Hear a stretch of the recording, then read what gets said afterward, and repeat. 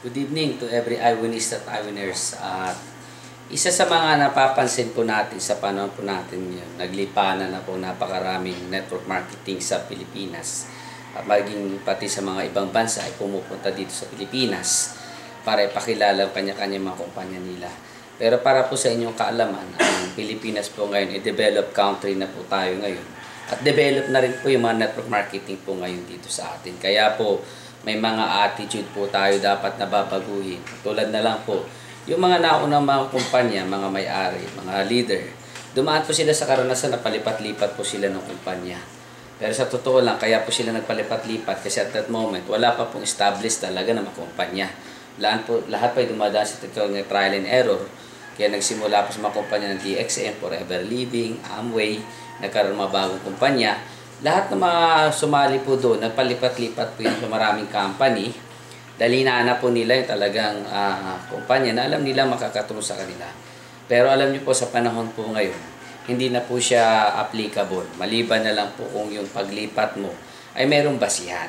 Pag sinabi pong basihan, ay may gusto ka mapatunayan. Halimbawa, kailangan mo pag-aralan yung kumpanya saan mas maganda bago ka lilipat. Pero kung sabihin natin ayaw mo lumipat dahil ayaw mo rin pag-aralan, mali rin yun. Kaya doon po sa mga nasa ayaw na po, ito masasabi ko sa inyo. Bago po kayo lumipat, tingnan nyo po yung sakripisyo ng mga may-ari natin.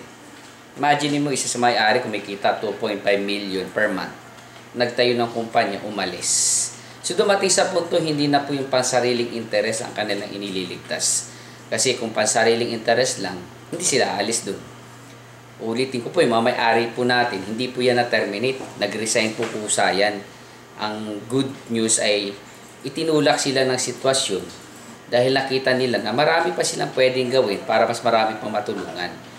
Kaya ang kumpanya ng Iwon na masasabi ko po sa inyo, ito po ay bunga ng karanasan kahandaan. Marami pong kumpanya naglilipa na po ngayon, pero kung titingnan nyo po yung mga may-ari po mismo, wala po silang sapat na karanasan sa ganitong industriya. Ang nangyayari pa, baka iba po dyan nagtayo sa pera. Kung iba naman ay dati na may resulta at hindi naman po nagsimula from rag to riches. Samantalang mga may-ari po natin, kami mga leader, nagsimula po tayo sa wala. At ngayon, kung nandito ka na sa Iwon, ang gagawin mo na lang mag-focus, aralin. Kasi ganito lang kasimple. Pagpahalaga natin, dito kumikita ka 1,000 ang direct. Sa kabila, kikita ka 500. Pangit naman na from 1,000, tatalong ka na 500 pesos. Tama ba? Halimbawa, dito, kikita ka 7,000. Sa kabila, kikita ka 500 lang. Pangit naman. Hindi step up ang tawag doon, step down yun. Kaya kung ikaw lilipat ng kumpanya, tingnan mo, step up ba yan o baka step down? Kaya sa mga kasama ko po dyan, kami na po magsasabi na napakaswerte po natin. Kasi nasa perfect timing po tayo, isang kalakasan. Pangalawa, may karanasan na po tayo sa magandang company, in-improve pa po natin. Kaya wala na po akong dahilan para makita, nalilipat ka pa ibang kumpanya.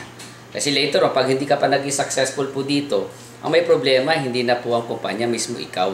Kasi marami po mga tao gusto matutulong mangoy. Minsan, sinisisi nila ang swimming pool. Pero ang katotohanan, sila po nag-aaral bilang manlalangoy, ang may kakulangan. Kaya, next time ulitin ko, bago ka sumilip ng company, okay lang naman po sumilip. Pero magdidesisyon ka, tingnan mo, stepping up ba yan o stepping down? Kaya tingnan mo kung alin na mas maganda. Hindi lamang sa produkto, syempre pati yung kitaan. Kasi aanhin mo maganda product kung hindi ka na kumikita. So dapat bot. Kaya si Iwon, dinala siya tayo sa tinatawag na kahandaan, kasanayan, at higit sa lahat, this company will create more result, bigger result, and fastest result. Kaya kung nandito ka na, ang gagawin mo lang, i-maximize mo yung oras habang nasa perfect po timing po tayo. So once again, congratulations, at ang gagawin mo lang ay sumabay sa amin.